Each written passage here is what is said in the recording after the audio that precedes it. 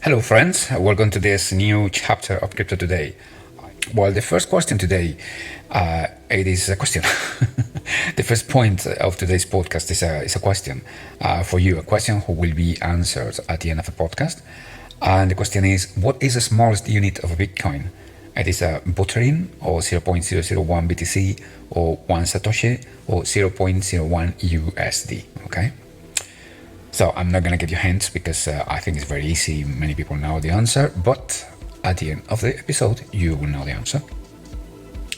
So let's start with the market activity. Okay, on the crypto market, which means, how much money there is today invested in cryptocurrency.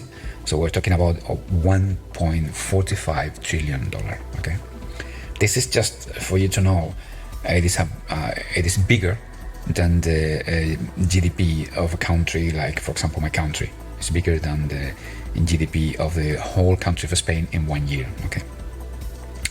24-hour volume of transactions in cryptocurrency, $74 billion. Cryptocurrency has been doing the most movements in the last 24 hours. Is the KCS? I don't know this one, honestly. Or inside the Ethereum network, it would be the Alpha. I mean, both of them, they were up by the 38%. And the Bitcoin dominance in this market, it is a 44.6%. So, I mean, inside this $74 billion of market activity in 1 day, the 44.6%, it is inside the Bitcoin. So, for all my friends all the day saying Bitcoin, you have not support, it is something who has not backed up for nothing else. Let's say that, $74 billion a day, it is, I think, more than enough support for the cryptocurrency world. And the 44% of this amount, I think it is good support for the Bitcoin. The support the Bitcoin has got, it is just the confidence of the people. We trust Bitcoin because many people in the world is using Bitcoin every day. This is the reason Bitcoin is so used and so trusted. Okay, so this is the only explanation I can offer to you about why the Bitcoin is a worldwide phenomenon. Okay. Well, let's go to the section of the trending coins. Trending coins means the coins most, let's say most famous in social media. It is this one, the baby Dogecoin. I don't know this one, or Doge Killer, or Sancho Inu. Well, all these small coins, they are just for the people who's not used to the cryptocurrency world. You can create a cryptocurrency today. It is very easy inside the Ethereum network, or even in different networks if you are a bit more advanced programmer. But if you are not an expert coder, you can just create your own cryptocurrency inside the Ethereum network. So all these cryptocurrencies, this is not meaning it's going to be a nice investment or whatever, but don't forget that with this small value, because we're talking about 0.00008 zeros before any of these numbers, it is very easy to have some profit with them, because with just a few operations with this kind of price, you can just go from £1 to maybe 20 or 30 pounds in 1 day. So I think it's something just to take a look at it, right? Because, it could be nothing, but it could be something. So if someone is just curious about these kind of things, go to any of the wallets you can use, take a look about the movements of the price of this cryptocurrency, and maybe you can invest just a few dollars in one of them, and you can have a good profit. It is not an advice, I repeat that. It is not an advice, but it is just a suggestion. Let's get going with the most visited. This is the cryptocurrencies more searched on the internet search engines. It is the Jindo Inu, the baby Dogecoin, and the Elon Peg.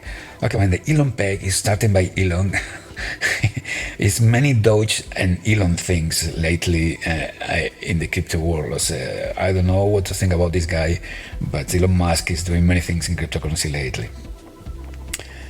Cryptocurrency with the most, the biggest gainers, let's say that. So this one, Safe Mars, I didn't know this one. has multiplied his price for 43 times. The kitten token has multiplied the price by 2.51, and the DCs has multiplied the price for 2.04. We're talking about 24 hours, okay? So if someone bought £1 in Safe Mars yesterday, today he should have 43 pounds, just to let you know. Biggest losers. Well, Shield token lost more than 90% of his price. GSB Foundation more than 86%. iCapital it lost more than 70% of the price, and all of it in 24 hours. I have to tell you something about a millionaire. I don't remember, I think he was a Canadian guy who just invented one of those weird bitcoins, and it was working really fine until one day, let's say nighttime, 10 p.m. or something, the guy, he was having about 350 million pounds in this cryptocurrency himself invented, and in the morning around 9 a.m., 10 a.m., he's got like 25-30 pounds. He lost all the value of the cryptocurrency in just one night. So we have to take care with the cryptocurrency. I mean, at the very least with the not very famous or not very known coins, because it can be a good investment, but it also can be a good way to lose a lot of money. Well, the recently added cryptocurrencies are these three: Sonar, Windspace Ticket, and Baby Moon Wolf. As you can see, the price is a really small price. So in some of them, maybe you can have a good choice to have a good opportunity of investment. This is depending on, different people, different people do different things, but this is what it is. Sometimes it's going well, sometimes it's going bad. I cannot advise you to do or not to do it, but the opportunity is here, okay? Last Coins has been incorporated to the trading platform in Coinbase. They are DOT, which is Polkadot, Solana, Chiliz, or Quant. I'm trading just a couple of dollars in each one of them because they're just new addings to Coinbase. You have to remember that in the Coinbase platform, you can win some prizes just watching a short video, a couple of minutes, sometimes even less. And then they are asking you some questions, and if you answer questions properly, which is very easy, they are giving you a couple of pounds or $3 or whatever. So the last time I double checked this thing, it was last week, and it was $7.50 or something. I mean, it's always worth it because you know something new about cryptocurrency, and at the same time you are getting paid some money. So it's okay. I'm just asking you to do it. Just going in the Coinbase app, you start your app in the phone, and in the main screen, just scroll down all the way down, and you will arrive to a place that says, do you want to earn some money with cryptocurrency or something like that? And they will showing up these kind of courses in there with small movies you can see, and they are paying you the price at the moment you answer properly. And the curious thing is at the same time they're paying you, you can just keep the money in this particular cryptocurrency they paid you the price, or you can just sell it on the spot for DAI, Bitcoin, or Ethereum, or whatever else you want. Well, once we saw this stuff, let's go to the real news, okay? Well, I don't know if you know something about NFT, but NFT is like a phenomenon which is like coming into the crypto world like a storm, because it is about art. As artists, they are doing some kind of college. I don't know how to say this in English. I think it's colleges. Not college, not university. College. It's colleges or something. I don't know how to say that. I mean, any kind of expression of art you can make. It is able to be inserted inside the blockchain or inside any of this DeFi cryptocurrency, so you can sell it, and there's many people paying a lot of money for it. You can see this guy, it was last year like a $2.5 billion thing, and the last NFT has been sold. Someone paid 13.7 million for it. It is called non-fungible. Okay. If you go to this webpage, nonfungible.com, you can find some more information about NFT, because if you're an artist, it's not my case, maybe you can get some money from one of these NFT things, okay? Just I mean, it's something to take a look at it, because if you're an artist, because it's just a new opportunity. Okay. Well, Bitcoin.org, it is supposed to be the webpage of the founders of the Bitcoin. The founders of Bitcoin, I'm not going to say the name because I will maybe tell you before the end of the episode what is the answer to the question I was presenting at the starting. But I mean, the surname of this guy, the inventor of Bitcoin, or group of people, it is Nakamoto. So it is general belief that this Nakamoto person or group of persons, they invented the Bitcoin, and they were running this webpage called Bitcoin.org. One of the runners of this webpage is called Cobra, like a code name, and it has been sued by a British people who is claiming to be the founder of the Bitcoin. Apparently, in the court, they were not very expert in this cryptocurrency world, and I guess because of that, because other kind of things, they declare this British guy like the owner or the founder of the Bitcoin. I mean, they agreed with this guy. He's the one of the founders of Bitcoin. So this guy was asking for compensation, and this Cobra, he was ready to pay the compensation in Bitcoin, of course, and also he was ready to pay this amount that the other guy was asking for in a wallet who he knew for sure it was a wallet belonging to Nakamoto. So I don't know how this thing ended up, but it has to be interesting. I mean, because if you are declaring to be the founder of Bitcoin, and of course, if you are the founder, you know the keys for this wallet, which is belonging to the founders. And this Cobra says, okay, I'm going to accept that, but this compensation you are asking me for, it will be paid in the wallet belonging to you, because you are the founder, as you say. So I don't know how this thing ended up. I will tell you when I have some more news. But it's interesting. Okay, the bad thing about this stuff, it is all these kind of things in the courts of law, in the justice. So it's not giving too much stability to the Bitcoin. So I don't like this kind of things, honestly. And I don't trust this guy claiming now to be the founder, one of the founders of the Bitcoin. And he says he just lost the keys of this wallet. Well, it's very suspicious at the very least.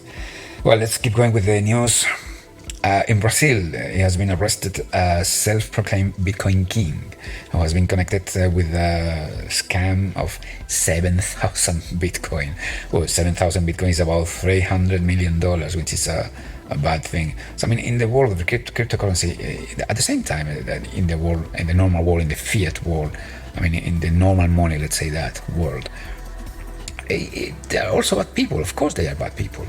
Right? So this is one of the reasons we cannot trust every single one is saying something about cryptocurrency or Bitcoin or whatever. I mean, we cannot trust every single person. We have to investigate. We have to be sure the things are like they say, like they are. But the thing is, do not trust, never ever, to someone else which is saying, okay, if you are investing £250 with me, you will have £3,000 every week or every month because I am running this special software or whatever. So you cannot trust every single one who is coming to you with this thing, because many of them, they will be just trying to con you, okay? So this is the reason I brought this news in here for you, because we have to be very, very careful with this, like a miracle investors, they are promising you're going to be rich in 2 weeks. Don't trust the people, just trust the companies that have been working in the market for a long time.